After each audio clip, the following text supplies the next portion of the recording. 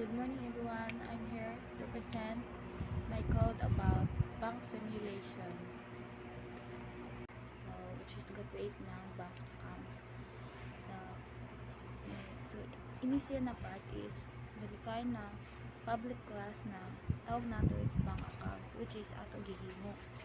Then this is the instance variable. Also known gitawag nato as a field or attributes that belong to the bank account class. Initial na part is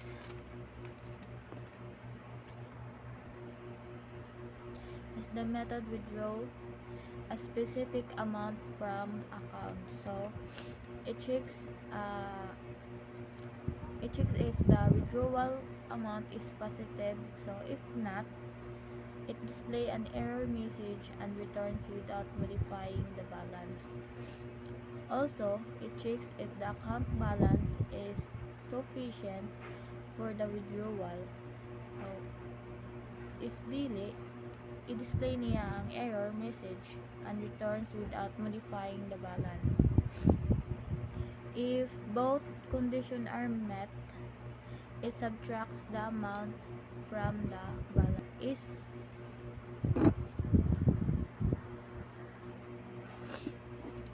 Also, it displays a success message with a new balance. So this is the main method that demonstrates the usage of the bank account class. So it's create a new bank account object with account number, which is 1, 2, 3, 4, 5, 6, and 6, 7, and 8.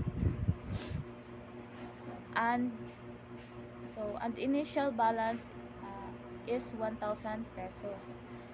It displays the account numbers and initial balance.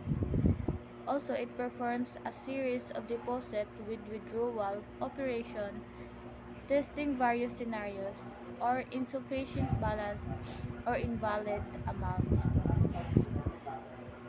So finally, it displays the final balance. So this is the result of my code. It displays the withdrawal, the balance, and also the error.